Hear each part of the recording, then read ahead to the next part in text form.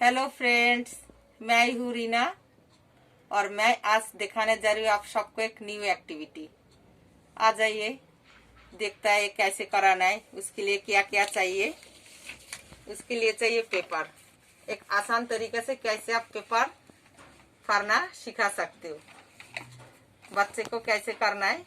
Paper ले लिया मैंने, व्हाइट पेपर ले लिया, लेकिन आप न्यूज़पेपर यूज कर सकते हो। न्यूज़पेपर यूज कर सकते हो। ऐसे जो स्पेशल चाइल्ड है उसके लिए पेपर फाड़ना बहुत ही मुश्किल काम है। सीवियर जो बच्चा होता है वो तो कर ही नहीं सकता है, बहुत ही मुश्किल है। पेपर दोगे तो ऐसे फाड़ नहीं सकते, ऐसे खींचेगा, ऐसे खींचता है। अगर बोलो पेपर फाड़ो तो ऐसे खींचता है, उसको पता ही नहीं है ऐसे करके फाड़ना है। इसलिए क्या करना है आपको, ऐसे दोनों हाथ आप अपना सामने बैठाओगे। बच्चे को अपना सामने बैठा के बच्चे को दो थाम को आप पकड़ोगे।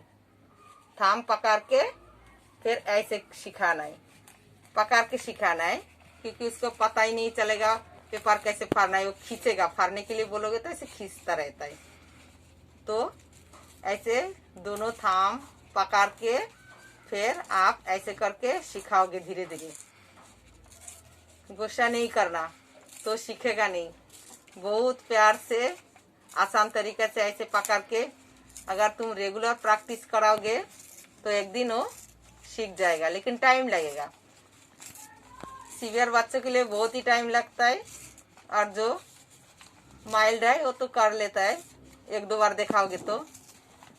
फिर सीवियर के लिए बहुत टाइम लगता है, इसलिए बहुत पेशेंस के साथ आपको करना है।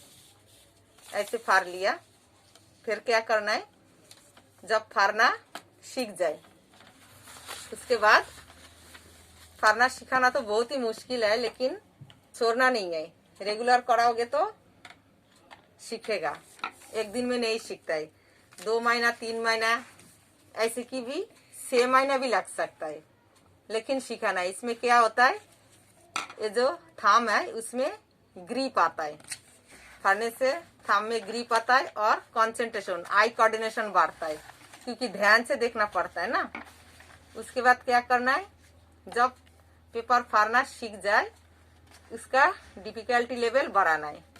क्या करना है, आप लाइन लगा दोगे, क्रेयॉन से लाइन लगा दोगे। तो लाइन के ऊपर से फाड़ना है, बोलना है लाइन के ऊपर से फाड़ो।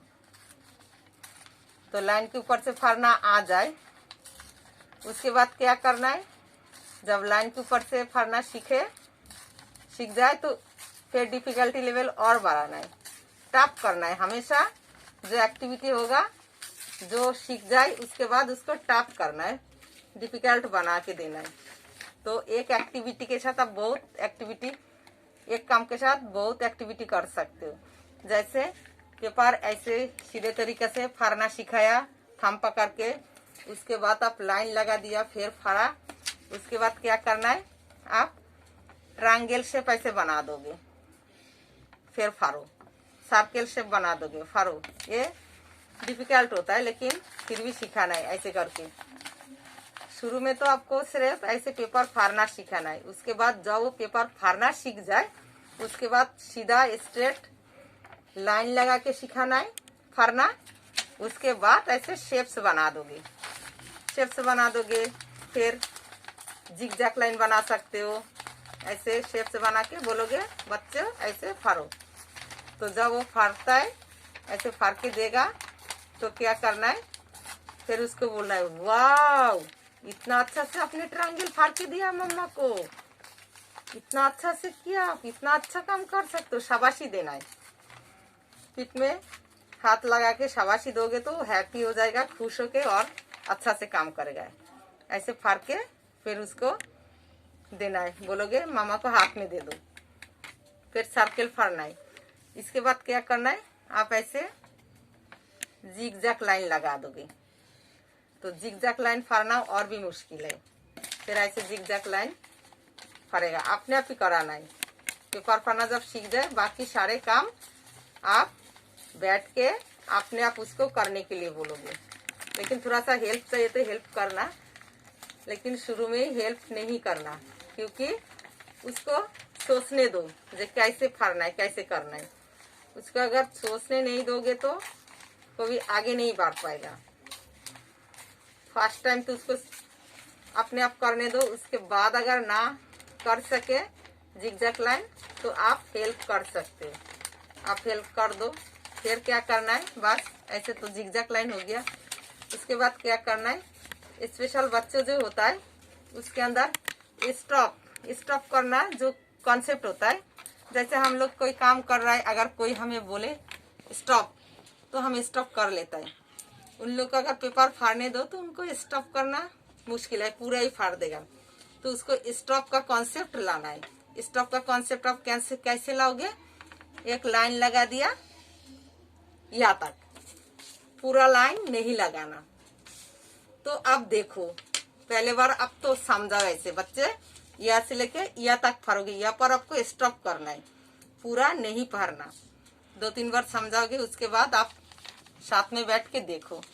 ऐसे शुरू में तो क्या करेगा, ऐसे फाड़ते जाएगा, लेकिन स्टॉप नहीं करेगा, क्योंकि स्टॉप वाला कॉन्सेप्ट बच्चों में होता ही नहीं। तो स्टॉप कैसे करे, तो वो क्या करेगा, पूरा लाइन को ऐसे फाड़ देगा। तो आपको क्या करना है, 2-3 बार तो उसको ऐसे ही देना है और बताना है, बच्चे ये लाइन जहाँ तक है वहाँ तक आपको स्टॉप करना है। 2-3 बार जब आप बताओगे, 2-3 दिन, थोड़ा टाइम लगता है, लेकिन कराना है, सिखाना है। बस ये सोच लो, कुछ भी हो जाए मैं अपने बच्चों को सिखाऊंगी। मतलब टाइम लगे, कुछ भी हो जाए, 2 महीना 3 महीना 6 महीना भी लग सकता है। मैंने तो 6 महीना में सिखाया। एक सीवियर बच्चे को मैंने 6 महीना लगा था पेपर फाड़ना सिखाना, में 6 महीना में सिखाया। तो लेकिन छोड़ना नहीं, अगर छोड़ दोगे तो कोई काम नहीं कर पाएगा।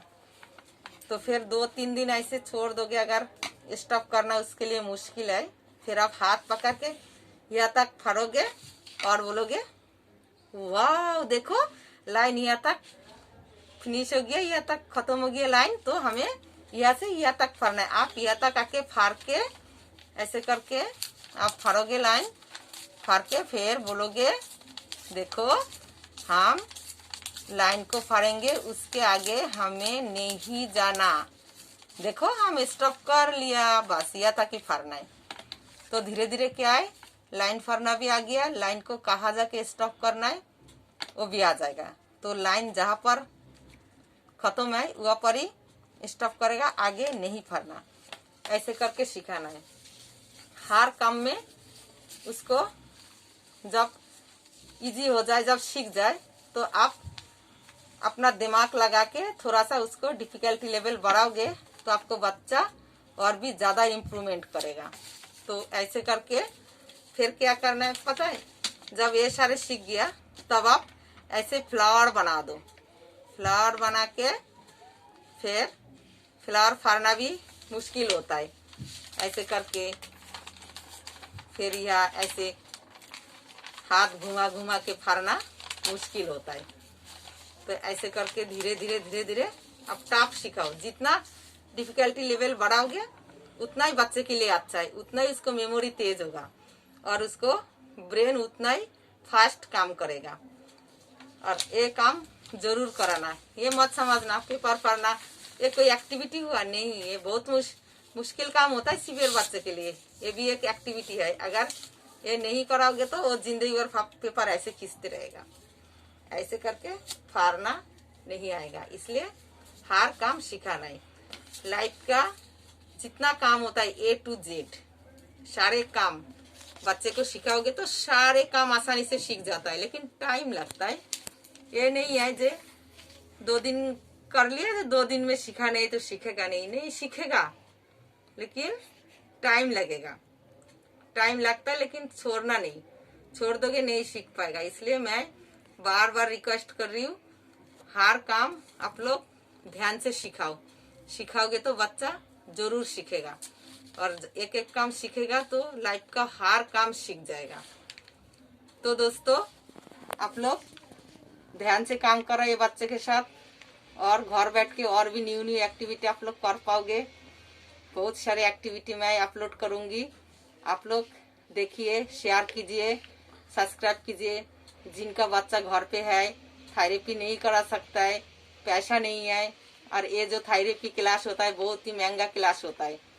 हर एक सेशन में 500, 600, 700 तक लेता है। तो हर एक के पास होता नहीं है ना पैसा।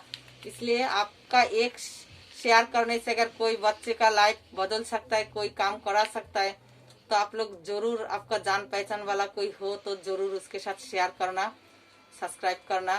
और सारे बच्चे के साथ सारे माँ को मैं बोल रही हूँ ऐसे काम कराओ, तो आपको बच्चों में भी 80% इम्प्रूवमेंट 8 साल के अंदर आ जाएगा। थैंक यू दोस्तों।